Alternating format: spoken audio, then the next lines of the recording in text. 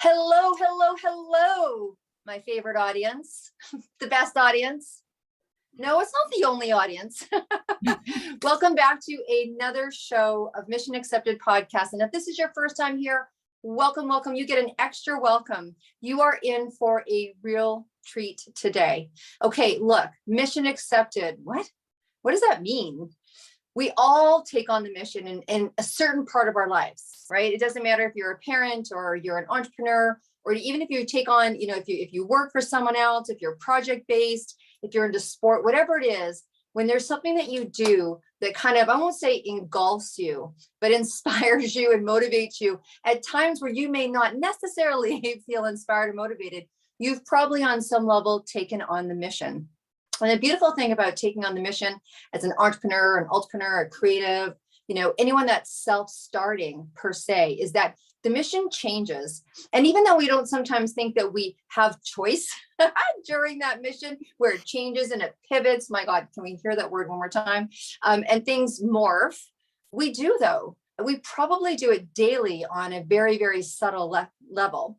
But when we take on a project, when we expand, when we build, when we make decisions, when we continue the journey, right? Which is a perfect lead in to talk to Anita today, because she's all about journey. It's about taking it on. And so there's some great gemstones on how to take it on with so much more ease, how to take it on with so much more desire. Sometimes we hit places in our mission where we don't know whether to go left or go right. And that is kind of the journey within. And so I'm super excited because really our guest today, her name is Anita Adams. We've become very good friends. And I can tell you this woman is about taking the journey within. She's one of those duo entrepreneurs that is out there changing world, does her inner work and inspires other people to do their inner work. Because many times when we hit those roads, we need to really go in. That's why we go into counsel. We go into counsel with ourselves. We go into counsel with our coaches, our trainers, our colleagues, our friends, to really make internal decisions to allow us to continue in this, honestly, mission of life. So I'm very excited to introduce Anita. So please welcome to the show. Well, thank you so much, Deb. Wow, I feel so seen and understood by you. Oh, wonderful. What a beautiful introduction. Thank you. You're welcome. You're welcome. Well, Anita, not everybody knows you to the depth that I do.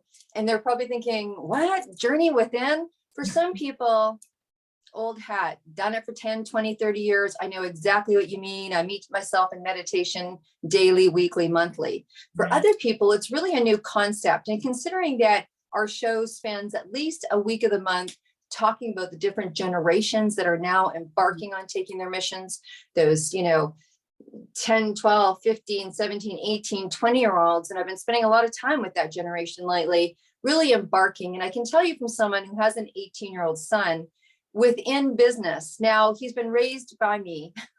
My nickname's Professional Hippie.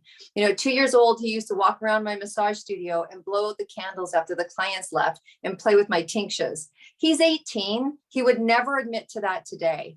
And when we have to make decisions about his business, the last thing he wants me to tell him to do is go meditate, right? So tell us about the journey within a little bit and maybe how you embarked on yours. And I'm super excited to get to one of your retreats this summer. Awesome. I can't wait to have you at one of my retreats. It is a lot of fun. Meditating is not the only way to go in, or let me put it another way. There's all sorts of different ways to meditate. And it's, when you think of the word meditation, we often think of, sitting straight up with our back, straight, and our hands in our lap and saying Om or whatever, trying to empty our mind. And that has never been so easy for me. And it has become easier over the years as I've developed other ways to go in. My way in is on a trail through the forest. That is the journey inward for me. I feel like that's a path to an enlightenment. And for me, it really is walking in nature. And that's where I can quiet the monkey mind, like there's this chatter that's constantly going on all the time. When I step into nature, I step into my highest self because I get really present with my environment. and it just really drops me in my body. And in doing that, I'm able to hear the whispers of my soul.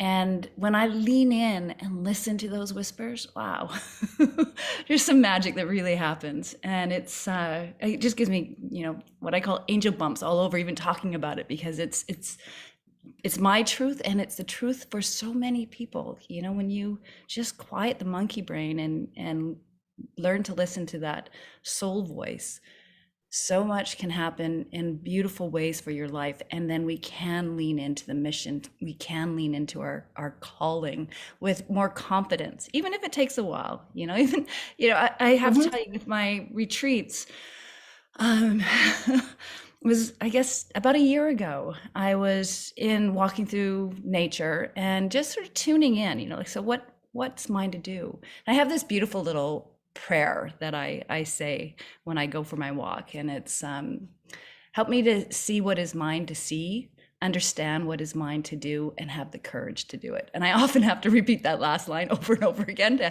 have the courage to do it. Please let me have the courage to do it. And I got this bubbling up of teach people how to listen to their inner wisdom, their soul voice. And I'm like, what? that's not mine to do. No, I'm not a guru. That's something for a guru to do. That's not me. And I dismissed it and carried on my walk. And I do that every day. I go into the forest every single day. And the next day I was back in the forest, and I got that bubbling up again. And again, I pushed it away, and I kept pushing it away because it just felt too big and scary for me to do. And just, who am I to do something like that? It's just like, that's not mine to do. And it was scary. Like, the idea of doing it is scary. And I think you preferenced that, when you are called to something, it often is really big and scary. And I think it's natural for us to go, whoa, And so I was doing that. And then I had another experience this summer. My husband and I went on this epic kayaking trip, and it was 33 days, paddling from Bowen Island up and beyond Desolation Sound. And it was something just the year before I would never have thought I would do. And to be in a single seat kayak and paddle myself, be the power behind, this drive to go up. Never thought I would do that. In fact, I even said I would never do that. And here we are, it's about 20 days into this journey. And it's just so flat calm. The water is just like glass. It's got this almost monochromatic look with the sky as the two blend in. There's nobody anywhere. We're just maybe 10 meters off the coast of Cortez Island, and it's just stunningly gorgeous and really quiet. And I felt so connected to my environment. Again, I was having one of those, moments, just being so deeply present to my environment and feeling God's presence, the universe all around me. And I heard this bubbling up of, it's time. I'm like, yeah, it's time. And I became really aware of how I was able to find the courage to get my not so skinny butt into this single seat kayak and paddle up the coast. We traveled over 300 kilometers up the coast. And I'm like, Wow. if I can do that, and where last year I'm like, there's no freaking way I would do something like that. But if I can learn and find the courage to, baby steps. It started with me just getting in a single seat boat and doing little outings, like an hour or two outings from my place. And that over time, the courage and the confidence grew. And I feel that's the same with when we have a calling for something. You don't have to jump in and be doing like this mountainous thing. You just have to take that first step. And then you can start leaning into it more and more, and the confidence grows. And I feel like that's what happened with me. And with hearing that it's time and realizing, yeah, look what I can do. I can do more than I've ever given myself credit to do. Yeah, I can teach people how to tap into their inner wisdom and listen to that soul voice. And that was the beginning of doing my retreats, which is all about connecting with nature, connecting with our higher self, so we can open up the heart and hear that soul voice. And that was the beginning of doing the podcast. That was another way for me to teach people. And I'm now currently writing a book. It's like, okay, I am leaning in. I think thank you so much. It was almost like you took us on a little journey as you were talking. I could see the glass on the water, and thank you for that. And I think what I really got from that, and I can understand because I've had my own lean in moments. I've had my own jump off the cliff moments. I literally was in bed this morning texting a colleague about a planner that I'm creating. And honestly, I'm like, I don't know how one can be so excited about a planner. I mean, I've always been a paper girl, but I'm like, how could I be at 7 a.m. so excited talking about, something that really came to me as and sometimes we don't know what the vehicles are. Like, I might not be able to understand someone's incredible excitement and joy and God-given spirit owning an excavation company, or they might go, I can't, you produce a book. Oh, that's great. It's awesome. Yeah. Good for you. Thumbs up. So people, we have our own bubbling. And when it overflows, and it does take courage, I think, and before it takes courage, it takes acknowledgement. And that's where I think a lot of the times getting into that quiet space, it's just about removing the distractions to the acknowledgement of the voice, because sometimes the voice is tiny and small and it shows up as an inkling. And then when you don't hear the inkling, it hits you over the head one day and you're like, oh, wow, okay. And you'll hear yourself go, okay, as if you've heard it before, but you may not have acknowledged it. It really reminds me, Anita, of an incredible story. So my Ayurvedic teacher and the woman who I learned to do a lot of my healings with is from India. And she lived in the US, and Dr. Light Miller, and she's on the other side now. So maybe she's tapping into the podcast, but she's dialing in. I remember we were learning how to do Shiradaras. And if you don't know what they are, they're very oil-based, messy massages, and they're incredible. And so I had rented a gym out downtown. It was the Bentall Center, and we were teaching a big class of people, and she had flown in, and sure enough, we went to go there on Sunday morning. And it's the Bentall Center, downtown Vancouver. And we went there on Sunday morning, and we couldn't get into the gym because it wasn't open yet. And we just didn't figure that part of it out. And I remember she's like, okay, so we're downtown, almost Burrardin, Georgia. And she's like, okay, we're all going to go outside and meditate. And everyone's like, and we're all like, we're all professional hippies, and we're all like used to meditating in very quiet spaces. And everyone's like, what are you talking about? There's cars buzzing by, and it's super noisy, and it's downtown. And it was one of the most powerful moments I remember her saying was that when she was learning meditation, she had her teacher take her to the noisiest, well, she didn't want to go, but he took her to the noisiest, distracted, not pleasant places in India, and said, if you can't learn how to meditate here, you'll never really learn how to be able to hear the voices within your own chaos. Oh, and I thought, love that. So powerful, right? So there we are meditating with cars beeping and people racing off to go to church and and people walking on the street thinking, who are these ridiculous people sitting there all trying to meditate in amongst the chaos? But ever since she did that, I can literally, when you talk about walking in the forest, I can literally walk through my city, because like my daughter says, Mom, you're a city girl with a country heart. I can walk through my city and encapsulate and go within and hear and have a conversation with that voice. But it is so important to just acknowledge that it's there. And so how incredible for us that you actually braved out.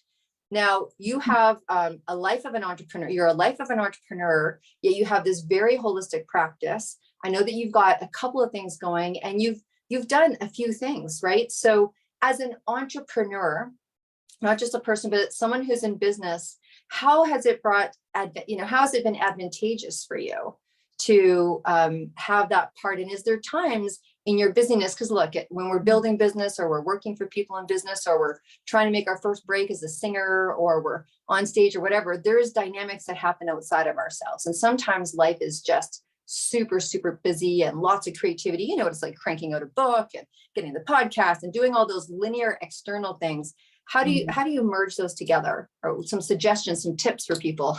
Yeah, such a great question. And I would say the busier you are, the more important it is that you do this, that you make time to either just meditate or go for a walk.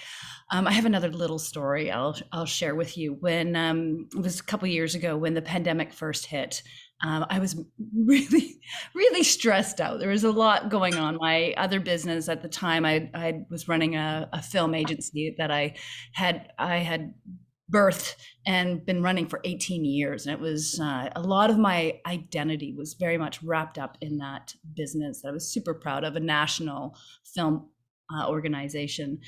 And funding was drastically hit because of COVID. And our plans, we were supposed to be moving to India for a year. And of course that got changed. And our lease for the home we were renting was about to expire, and we had to find a new place to live. And now we're not going to India and all this stuff. There's just everything, it seemed like, was coming down on me. And my business coach at the time, she asked me, she's like, well, you know, what do you do when you get stressed? You know, like what are your coping mechanisms? I'm, well, going into the forest. That's, you know, like stepping into nature helps to calm me. And she laid a challenge on me. She's like, okay, I want you for 30 days, every single day, to go for a walk in nature. And I'm like, what? What kind of business coach tells her client to go for a walk in nature? And I'm like, I've got so much to do. I can't do that. I've got to find my funding. I've got to find other ways to pivot my organization so it will survive. I've got to, you know, I just had this massive list of things that I needed to do. And she's like, no, Anita, just go for a walk, find a way, and just get out. And I'm somebody that rises to challenges. You don't lay down a challenge, fine, you know, I'm going to do it. And so I did, and I haven't stopped since. So that was, you know, it was supposed to be a 30-day challenge, and it's turned into a 2+ year lifestyle. And in that time of stepping away from the busyness, I was able to find clarity on next steps. When we get so busy with what we're doing, we lose focus, and we are uncertain of how to move forward. What's the best step to take to have the greatest results? But when you can step back from that, be it, you know, meditation or walk in nature or whatever, or painting, or I've got a friend, she likes to paint rocks. She does mandala dots on rocks, and it just gets her out of that headspace and present in her body, and clarity comes. So the busier you are, you need to block out time for yourself to go and was it the Dalai Lama? There's a famous quote, and I'm going to get it wrong, but I think it was the Dalai Lama, and there was a big issue that he was asked to address, and he usually meditates something like 2 hours a day. And he's like, oh, this is big. I need 6 hours to meditate. You know? Well, I think the message there is something that I share with people. I mean, as you know, I had a private health studio and worked on tens of thousands of people. And here, when people said, when should I come back? And I said, where are you at? Instead of come back every week, come back every 3 days, come back every 3 weeks, what can you financially afford? I'm like, where are you at? I think once you start to gauge yourself, I'm like, for me, I'm a 2.5 weeker. It's kind of like knowing your limit with drinks. And this is going to sound really ridiculous, but I know for me, I can't go past 4.5 drinks of tequila. That's not a good place. Tequila, okay. It's just not good. They're like, what's your number? My number's 4.5. 4.5, I still got it. I'm enjoying my evening. Tequila's pretty potent. No one's enjoying my evening. So for me, it's like the same thing in relationship to, for me, I'm a 2.5 weeker. And what that means is my body needs to go receive treatment. My body needs to go receive a massage, a chiropractic, a reflexology, whatever it is, because that's where my body's vibrating at. And so I need, I could probably go every week if I, lately with all the projects, but so knowing your number, I used to tell people, the more stressed you are, the more you got to up your game, because the more you're not going to think that you can. And if you can, I always say to people, if you can stretch Like if you had a really important meeting and it was going to close a deal for you, would you stay up an extra hour this week? Yes, you would. Go get a massage. Come back and see us. You know, so I always say it's a number that's relational. And then like that 2.5 week for me, that's my preventative number. That's the number that keeps me cool without getting out of balance. And when things start to really get heated up, then you need to kind of move that 2.5 weeks closer to home. So whether it's meditation or journaling or, you know, walking in nature or what have you, I think it's a relational number. That's how I came No, to understand it. and I think you're hitting on something really important there, and that's the awareness piece about what you know and understand with yourself. And a lot of people don't know that. They don't know themselves enough to know what they need. You know, so you have to Right. start there in assessing, you know, what is it that I really need? And that's part of the journey, that inward looking journey. I think it also, we need to take the label off of, I'm going to go pamper myself. No, no, no, you're going to go feed yourself. And if we look at it as many other cultures do, you know, like I used to teach infant massage, right? And in certain cultures, when a baby's born, you know, massaging the baby and the community coming in, it's all very different. Self-care is very different in different cultures. And I think that in the culture that I was raised and the culture that I'm living, that pampering and something extra and do something special for yourself is considered a lot more of the self-care, where really self-care should be looked at like apples and rice and feeding and clothing. It really is a necessity. And even we talk about personal development in business, right? Oh, in business, you need personal development. And most of the time we will go to personal development is either a course, a workshop, a seminar, a book, a training. We don't look at it like massage, nature, Right. kayaking, rebirthing, whatever Right. it is, right? It seems more labeled like self-indulgent almost, you know, like where Yes. yeah, Yeah. instead of Until your really soul's like shriveling up and going, yeah. help me.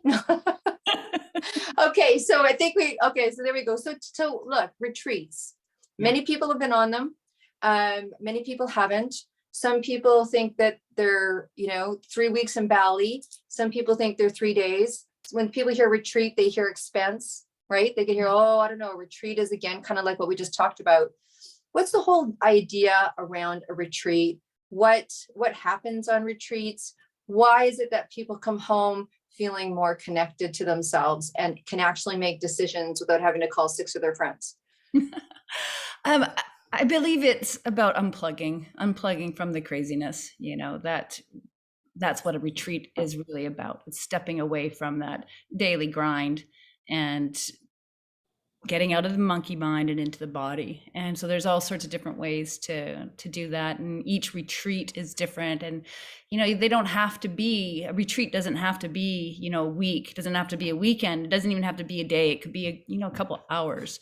I'm doing day retreats now as well as weekend retreats. And the day retreats, you can get so much out of just stepping away from your, the regular routine, connecting with nature, doing some movement to get out of your head and into your body, and just breathe in the environment that you're in, and be reminded, reminded how to breathe sometimes, like just Yeah. take a couple deep breaths and get present with your environment. And these are things that it's really funny when people, particularly when you're in the build of your business or when you're in the build of a project, or you've got, young ones all around and you're in the build of your family or in the build, in the build or in the training stage or what have you, it's hard to remember that. I've studied top performers in all areas, specifically business, for a very long time. And it is a critical piece. It is a critical piece of top performance. It's a critical piece of efficiency. It's a critical piece of lowering anxiety. It's a critical piece of thought provoking, making the right decisions, is actually incorporating something in your life where there is retreat, where there is taking back in. And honestly, from someone who's done both, I've I've been the person helping someone in that retreat type of way, or taking care of themselves, as someone who's been in receivership. Even for me, even though I can do it for myself, it's so much nicer. There's a next level sense of letting Mhm. go of control when you just Right. go show up at somebody else's. You're like, I'm And not, let them I take don't, charge. Yeah. yeah, Yeah. yeah. Like I'm looking forward to going to yours and doing nothing, saying nothing, Yeah. teaching nobody, right? Yeah. Just, There's yeah, something just, beautiful about that. It's just you don't have the responsibility to figure out what you yes, need to eat, and that where should we go for a walk? What kind of movement should I do? Just follow along yeah. and surrender. I think we need to learn how to surrender more, and this is a good Uh, opportunity to surrender to just the moments. Absolutely.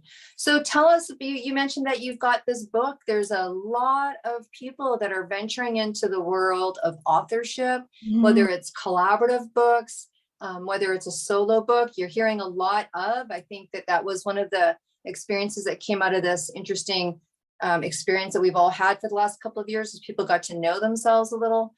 And they want to put that down to paper. It's time. It's funny how you said you heard the words "it's time," and that was the exact same words I heard when I was walking across the bridge. That's now turned into this fundraiser for awesome. music. It was like screaming, "It's time!" So I think a lot of people have had that "it's time" moment, whether you heard it like we did, or whether it's a voice inside. So what's the book about? Everything we're talking about, Deb, it's all about tapping into and leaning into hearing that soul voice, developing the confidence to move forward with the direction that soul voice is guiding you on. It's about falling in love with yourself, because you have to love yourself deeply to be able to trust what's bubbling up from within. So that's a really big piece, and I that was a big part of my journey. There was a lot of not there was a lack of self-love for a big portion of my life. So finding self-love, I think a lot of people need to be reminded how to love themselves. And again, I found that deep love for myself by falling in love with nature. You can't love nature and not recognize how we are interwoven in the fabric of nature. When you recognize that we are so connected to nature, that we are one with nature, and if you really deeply love nature, you start to really deeply love yourself. And it's interesting how that is so tightly connected.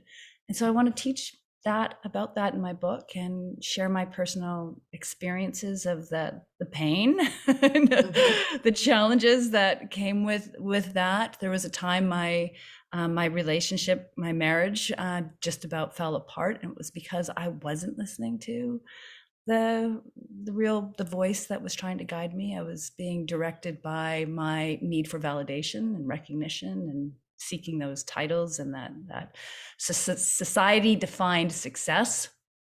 And yeah, so I'm sharing all those stories and more, and guiding people on the path to find their highest self, tap into that inner wisdom and their highest self. Wow. So it sounds like, I mean, you were sharing earlier that you were one of the many that had a bit of a wake up call in relationship to things that were going on due to the pandemic, Mhm. either career wise or financial or family dynamics or what have you. And you spent a lot of time in this career. So now that it sounds like you've kind of rebuilt yourself or expanded yourself. So just to answer the questions that people are wondering, like, did you ever end up tapping back into that industry? Um, where did that go for you? One of my walks in nature, my soul voice that came up directed me to close my business.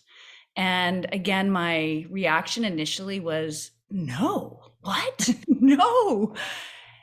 And then that voice just kept coming up again, close your business. And I'm like, and I started listening. Is that what I want? Is that what I really want?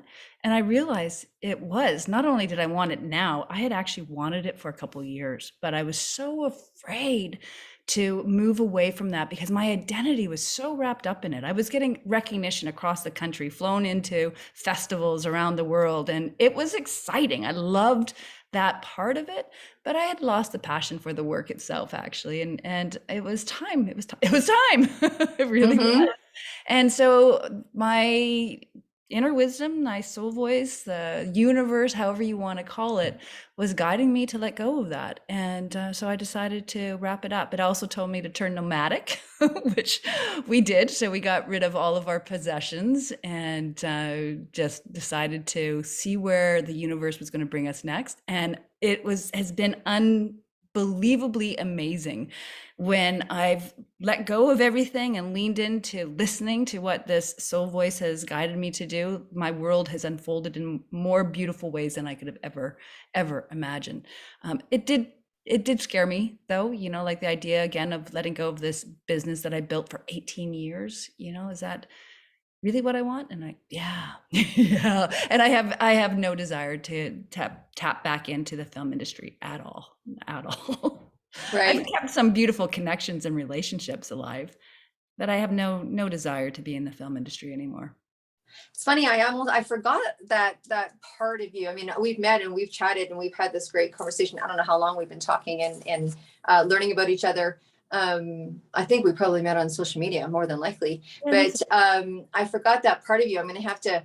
Oh, I think, and I was telling you about the walk across Dublin. We're going to have Yeah, to. Now people are telling me that I need to document it. It needs to be a documentary, and I'm like, yeah. who could I talk to? And here we are doing this I've got podcast. connections. I've got a lot She's of got connections. connections. It was interesting. It was interesting. Yeah. I was at the Crazy Eights film release last weekend, and Paul it, Armstrong's event. Yeah. yeah. Very, very interesting. Very interesting. Some of the topics that are coming to talk now, right? And one of the By the way, movies I was. was one of the founding producers for Crazy Eights when it launched like 20 years ago. So that was Oh wow! yeah, You know yeah, what was yeah. interesting when I was there? I was like, it's because there was a woman that was retiring, and I was like, honestly, I was like, she kind of looks like Anita. It was very interesting because I forgot that connection. But Yeah. Anita and Paul were handing over the reins, right? They were doing their Okay. thing. So, anyways, very interesting. But there was a great film there about social media and how many likes we have and how that makes people feel. There's lots of anyways, I'm sure you know the festival, and for those that are listening, it's a festival where people have to make a movie in what, 8 hours. No, 8 days. 8 So days, sorry, yeah, yes, they 8 days. so when it first started, when I was involved with it, it was 8 days, $800 and 800 feet of film, like actual film. And that's what you do. You go off and make a film. And it was pretty awesome. It's come a long way. The festival has come a long way since when I was involved with it 20 years Yeah, ago. it was great. I'm sure they miss you. Mm. So my dear, so tell us a little bit as we start to wrap up. um, I want to kind of divert. We've gone down a really beautiful, I don't want to say rabbit hole, but we've gone down to a really beautiful space. So tell me, I'm sure there's many, but as you made this change into this kind of new place, or even from your years of being an entrepreneur, whatever it included, whether it included film, I know that art is a big thing for you. Mm. And now this beautiful space and how you're living. Um, Being an entrepreneur, what has been one of the most either incredible experiences or biggest surprise, or tell us about both? Like, Sure. yeah. So about, I guess, just over 6 years ago, 6.5 years ago, I ended up getting into a network marketing business with Hmm. Rodan Fields Skincare, as you know. And I still do that. That's something that I love. And that was a surprise. It was a really big surprise. So, and I know you're in the network marketing arena as well. When it Hmm. was first presented to me, I'm like, no, there's no way I am going to be one of those people, a network marketer.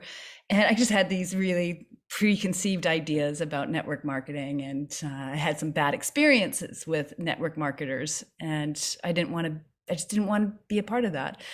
But I was interested in the products, so I ended up buying some of the skincare and fell in love with the products. And I won't go down that story. My point in sharing it is that I learned so much from that time in the network marketing world that I am so deeply grateful for. And we sometimes we make decisions based on preconceived ideas, and we don't make decisions based on what is good for us. And if I'll back up a little minute. When I really looked at the business, I have 4 core values. I have more than that, but there's 4 that help me make every decision I make, and it's freedom, family, fun, and flexibility. So if I need to make a big decision in my life, it's got to hit at least 3 of those 4 core values. And when I looked at the opportunity with Rodan and Fields, I'm like, it actually hits all those marks. And I'm like, okay, let's give this a whirl. And it's been really amazing. And my point in sharing all that is when we are clear and we understand who we are and what we really want, it's easier to make a decision, and we're not so influenced by all the, everybody else's voice, not just our own, chatter, but everybody else's opinions. And going down that path has opened me up to so many other amazing experiences and people. It helped me connect more to my spiritual side because I was surrounded with people that were very spiritual. And I'm like, yeah, this is who I am. And I feel like that opportunity with a network marketing company landed in my lap to help direct me down the path that I'm on now, which I find is beautiful. So, from an entrepreneurial standpoint, I think we need to be open to receiving new ideas and opportunities without judgment, and just sort of taking the time to really look at something and see if it resonates with you and your core and what's important to you, instead of what society around you tells you is good or bad, or is worth pursuing. You got to know what's worth pursuing for yourself. Well, I think that's the best thing about surprises, right? It's like, Mhm. it can be, when I talk to people and I say, hey, what's your best surprise? They're like, oh my gosh, if I hadn't been doing my business, I wouldn't have been standing here. And all of a sudden, the person that was standing beside me who needed to borrow a pen at a workshop ended up being this guy that introduced me to this big client, and either took me in this different direction, or it was a celebrity that I always wanted to meet, Yeah. I mean, I think that there's surprises. I think you said some key factors. And when I talk to entrepreneurs that have been doing this for a while, they're like, I never thought. You hear this quite often. I never thought. Yeah. I mean, I liked paper. I always wanted to have a planner that worked for me when I was 20. Who knew that in my 50s I was going to make one? Who would have thought? But I think there's something about, like you said, when you get an opportunity, not looking at it so linearly, but looking at it from, like you said, the core value without judgment, and going, maybe Yeah. it is, maybe it isn't. Curious. Yeah. Being Curious. curious as to why this is being presented to you at this time, right? Totally. Yeah, Yeah. yeah, Opportunities are presented to us all the time, and a lot of us just shut the door to those opportunities because we don't see them. We're not recognizing them as opportunities because we're not curious. So I guess maybe that's the big takeaway. Get curious about the things that present themselves in your life and yeah. decide. And as you continue to shift and change in your life, those things change and shift as well. Your energy changes. It gets more clear. When you get more clear, like you said, you are going to align and track people that are all along those lines, and you will know fairly quickly. You'll know fairly quickly.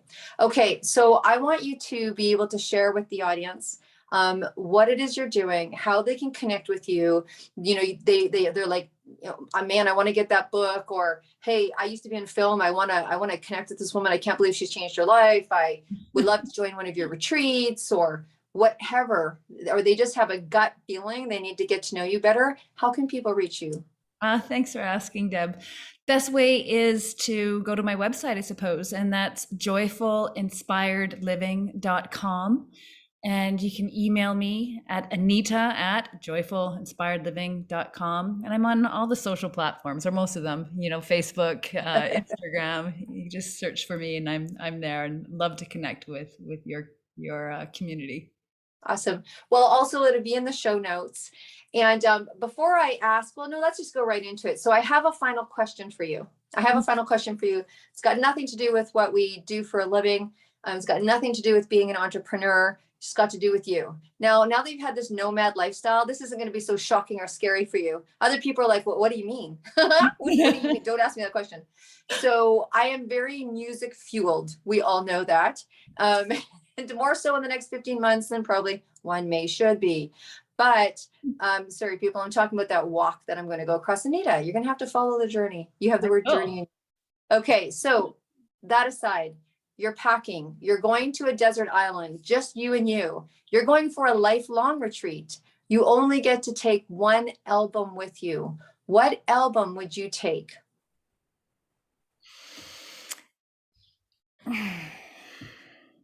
Oh my gosh.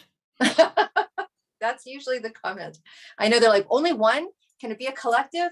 Can I do a Yeah. playlist? No, it's one album that you couldn't imagine never not listening to for the rest of your days. Probably one of the Dire Straits albums. Yeah. Yeah. Okay. Just Dyer's. just brings back such beautiful floods of memories with the transformational times in my life, and the freedom times of freedom, pure. Well, not that I don't have freedom now. I probably have more freedom now, but I was on the quest for it. Yeah. Dire Straits. There's something about Dire Straits that just hits me to the core. That's awesome. They're great. Yeah. They're great. Do you have a particular song that pops into your head, or? Oh my gosh, no. No. Okay. You're a Dire Straits girl. That's awesome. That's awesome.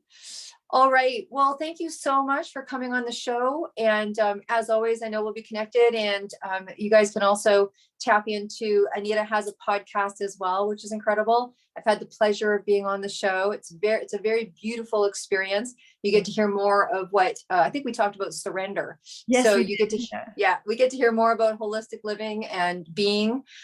Thank you so much for dialing in, tapping in, watching, listening. Like I said, you guys are the best audience ever. We're loving the comments and the feedback. Please share this episode. If you haven't hit the red button and subscribe, please subscribe.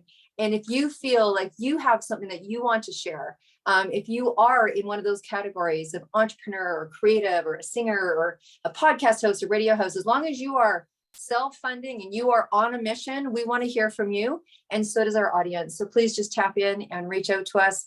And until then, have an amazing day. Bye for now. Awesome. Bye. Bye.